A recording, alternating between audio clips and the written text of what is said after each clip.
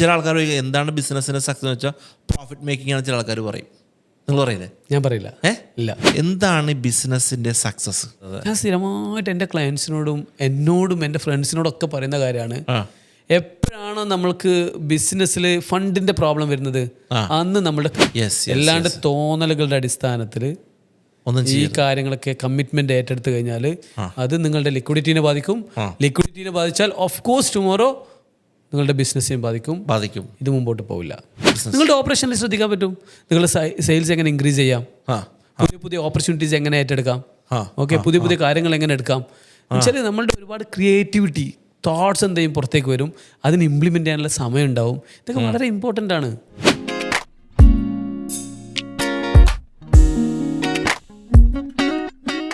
മറ്റൊരു പോഡ്കാസ്റ്റിംഗ് എപ്പിസോഡിലേക്ക് നമ്മുടെ എല്ലാ സുഹൃത്തുക്കൾക്കും സ്വാഗതം. സാലിഹ് മാഷുമായിട്ടുള്ള ടൈമാണ്. അപ്പോൾ നമ്മൾ കഴിഞ്ഞ 2 എപ്പിസോഡുകളും നമ്മുടെ ആളുകൾക്ക് വളരെയധികം പ്രയോജനപ്പെട്ടു.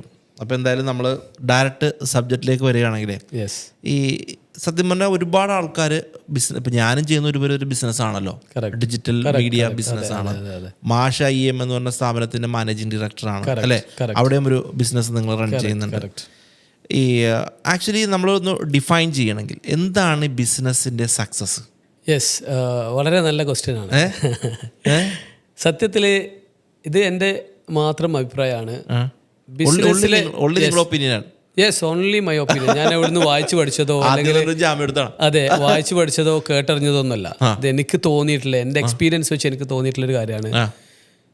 ലിക്വിഡിറ്റി ആണ് ബിസിനസ്സിൽ സക്സസ്. ലിക്വിഡിറ്റി. അപ്പോൾ ചില ആൾക്കാർ എന്താണ് ബിസിനസ്സിൻ്റെ സക്സസ് എന്ന് വെച്ചാൽ പ്രോഫിറ്റ് മേക്കിംഗ് ആണ് ചില ആൾക്കാർ പറയും. നിങ്ങൾ പറയില്ലേ? ഞാൻ പറയില്ല. ഇല്ല. ഉള്ളി നിങ്ങളുടെ ഒപ്പീനിയൻ എന്ന് പറഞ്ഞു കഴിഞ്ഞോട്ടെ. ഞാൻ പറഞ്ഞു ലിക്വിഡിറ്റി ആണ് ബിസിനസ് സക്സസ്. ഇത് അതൊക്കെ പറഞ്ഞില്ലേ, പ്രോഫിറ്റബിലിറ്റി ആണ് ബിസിനസ്സിലെ സക്സസ്. ലിക്വിഡിറ്റി ഉണ്ടെങ്കിൽ പ്രോഫിറ്റബിലിറ്റിയിലേക്ക് എത്തും. നിങ്ങളൊന്ന് എക്സ്പ്ലെയിൻ ചെയ്യാം. ലൈക്ക് നമ്മൾക്ക് പല ബിസിനസ്സുകാരും കാണാറുണ്ട്, അവർക്ക് ഒരുപാട് ആക്ടിവിറ്റീസ് നടക്കുന്നുണ്ടാവാം, അവരുടെ സെയിൽസ് നടക്കുന്നുണ്ടാവും, പർച്ചേസ് നടക്കുന്നുണ്ടാവും, ആളും ബഹളമൊക്കെ ഉണ്ടാവും.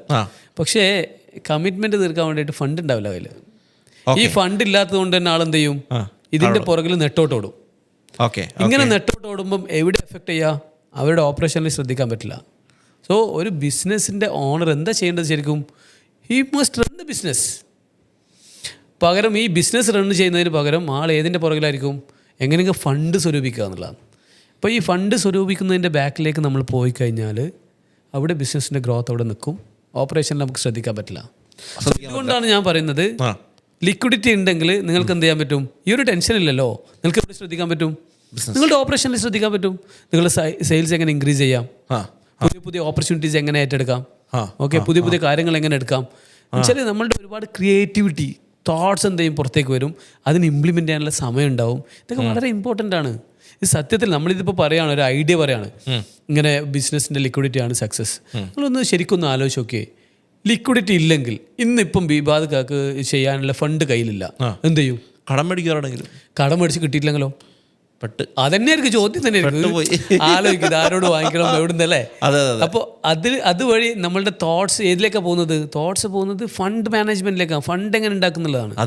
ഞാൻ സ്ഥിരമായിട്ട് എൻ്റെ ക്ലയൻസിനോടും എന്നോടും എൻ്റെ ഫ്രണ്ട്സിനോടൊക്കെ പറയുന്ന കാര്യമാണ്, എപ്പോഴാണോ നമ്മൾക്ക് ബിസിനസ്സിൽ ഫണ്ടിന്റെ പ്രോബ്ലം വരുന്നത് അന്ന് നമ്മളുടെ ക്രിയേറ്റിവിറ്റി തീരും, അന്ന് നമ്മൾക്ക് ഓപ്പറേഷൻ ശ്രദ്ധിക്കാൻ പറ്റില്ല.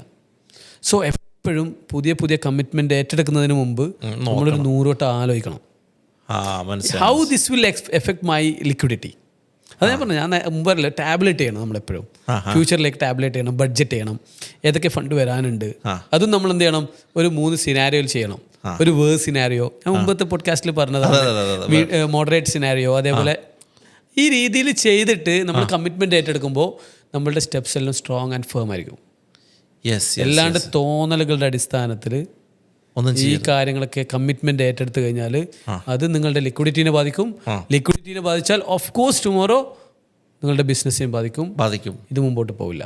So I will always say that liquidity is the star of the business. Liquidity. Or success of the business.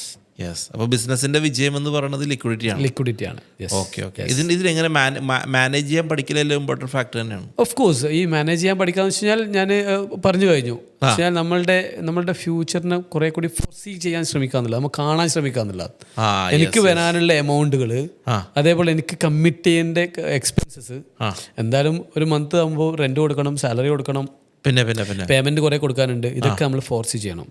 ഏകദേശം വരാനുള്ള കാര്യങ്ങളും കാൽക്കുലേറ്റ് ചെയ്യണം. ഇത് കാൽക്കുലേറ്റ് ചെയ്ത് കഴിഞ്ഞിട്ട് മാത്രമേ മുമ്പോട്ട് പോകാൻ പറ്റൂ. ഇതിലുണ്ടല്ലോ നല്ലൊരു അക്കൗണ്ടന്റ് നന്നായിട്ട് എന്ത് ചെയ്യും, നല്ലൊരു ഫിനാൻസ് മാനേജർ ഉണ്ടെങ്കിൽ നന്നായിട്ട് ഹെൽപ്പ് ചെയ്യും. നിങ്ങളെ ഒരു ബിസിനസ് മാനെ ഹെൽപ്പ് ചെയ്യും അവിടെ. ഓഫ് കോഴ്സ് നമ്മളൊരു സ്റ്റാഫിന് എടുക്കുന്നത് ഞാൻ പറയും എപ്പോഴും ഒരു നല്ലൊരു അക്കൗണ്ടന്റ് ആദ്യം വേണം. കുറച്ച് അധികം പൈസ കൊടുത്താലും പ്രശ്നമില്ല. അത് മാത്രമല്ല, ഈ അക്കൗണ്ടന്റ് നമ്മൾ എന്ത് ചെയ്യണം, സമയം കൊടുക്കണം. അവനായിട്ടൊന്ന് ഇരിക്കണം. എന്താണ് ബിസിനസ്, എങ്ങനെയാണ് മുമ്പോട്ട് പോകുന്നതെന്ന് നമുക്ക് കാണണം. അതല്ലെങ്കിൽ ഈ പറയുന്ന കാര്യങ്ങളൊക്കെ പെടും.